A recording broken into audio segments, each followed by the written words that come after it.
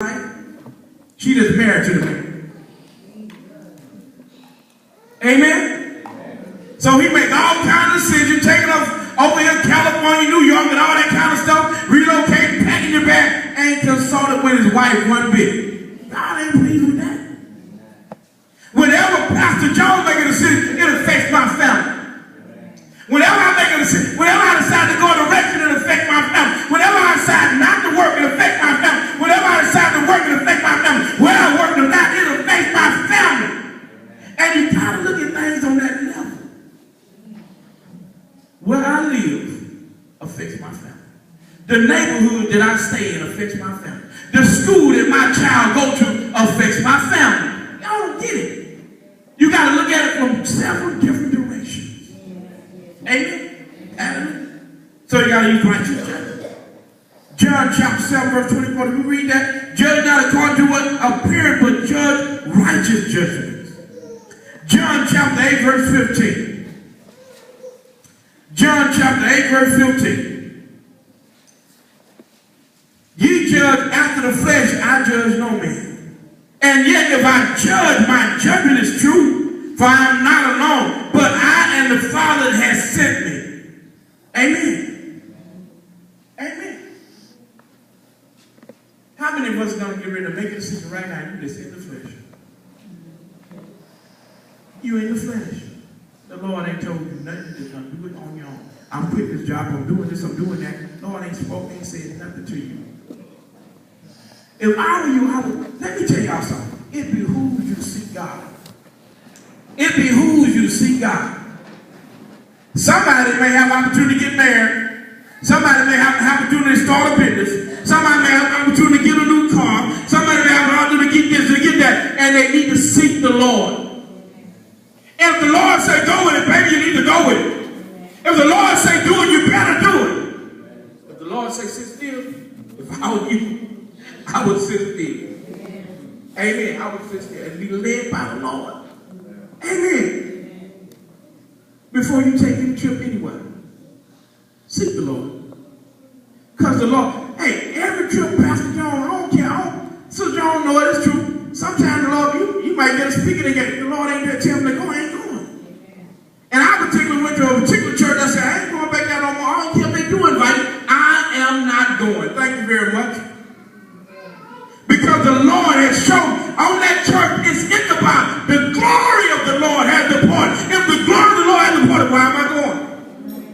If the glory of the Lord has departed from the church, why am I hanging out over there? Got to be led by the Spirit. The Spirit of God will not lead you any place where His grace can't keep you. The Spirit of the Lord will not lead you where His grace can't keep you. Amen. If you know that somebody, you male, you female, if you know that somebody is attracted to you in a little bit, the Spirit of God ain't leading you to talk with them and you're married. They engage in conversation and dialogue with them. The Spirit of God ain't leading. If you're doing that, something else is leading you. Amen. The Spirit of God ain't leading you if you're a single person that have private Bible studies by you, yourself, and that person in your apartment at 10 o'clock at night. I don't care how much you're praying. I don't care how much I've been fasting, Pastor. I've been fasting. And this brother want me to have a Bible study with him. It's at 10 o'clock at night. And this is the only time that he can come and we can have this. Like, the Lord ain't leading you. I don't know what's leading you, but the Lord ain't. The Lord ain't. Y'all think it's a joke? We got to make righteous judgment and we got to judge ourselves. You need to ask yourself, why did I do what I do? Why did I say what I said? Why is it that I got this nasty attitude? Amen? Why?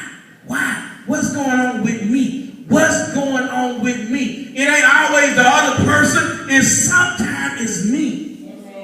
Why can't we look at ourselves and say, it's me, Lord? That's all right. We don't like doing that.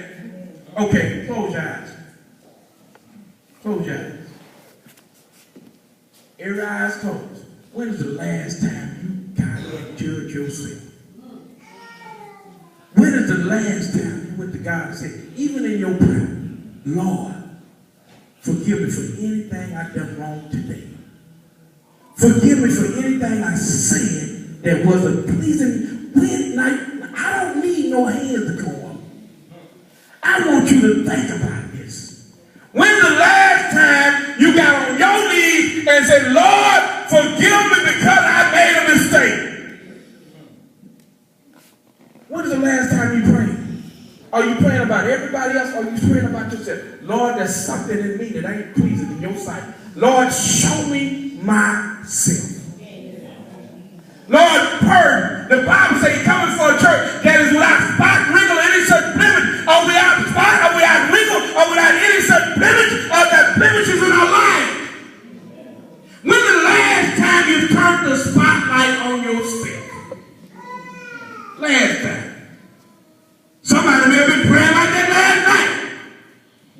A whole bunch of us would. Hey, you know, guys, I was going to ask you to raise your hand, but I'm not going to do that.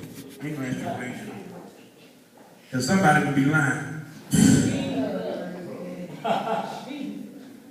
Amen? Romans chapter number 2. Romans chapter number 2, verse 1 through 3. Romans chapter number 2, verse 1 through 3. Therefore, it says, therefore thou art inexcusable man, whosoever thou art, that judgeth, and for that wherein thou judgest another, thou condemnest thyself, for thou that judgest doeth the same thing. But we are sure that the judgment of God is according to the truth against them which commit such things. And thinkest thou this, O man, that judgeth them which do these such things, and doeth the same, that thou shalt escape the judgment of God. Romans chapter 12, verse 3.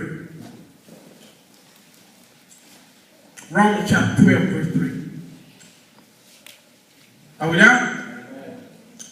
I say, through the grace given unto me, to every man that is among you, not to think of himself more high than he ought to think, but to think soberly, according as God has dealt to every man the measure of faith. All right. Here we go. Let me tell y'all something. You single ladies, and some of you single men. The Lord may present you a husband. The Lord may present you a wife. But if you're in the flesh, you can miss it. The Lord himself may present you a good husband. The Lord himself may present you a good wife, but you're in the flesh, you're going to miss it. Because you're judging on the way they look. You're judging on this, the way she built and all that kind of mess. You're judging on all that kind of stuff, and you're going to miss God. Amen? You're going to miss God. You're going to miss God. You're going to miss God. Somebody's going to have an opportunity to get married within the next 6 months to a year. Or they're going to meet somebody, an opportunity to get married, going to be out. And then, guess what? They may not be pleased with what they see. They're going to say no. Nah, they ain't the one. They ain't tall enough. They ain't cute enough. They ain't this enough. They ain't slim enough. They ain't trim enough. They ain't buffed enough. And they're going to miss God. And they're going to miss God.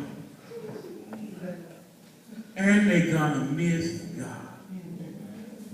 It's sad to see somebody 50 years old, ain't never been married. And they say, Lord, please send me a husband, Lord. Please send me a wife, Lord. Lord sent them 20, 30 years ago, you didn't even see it.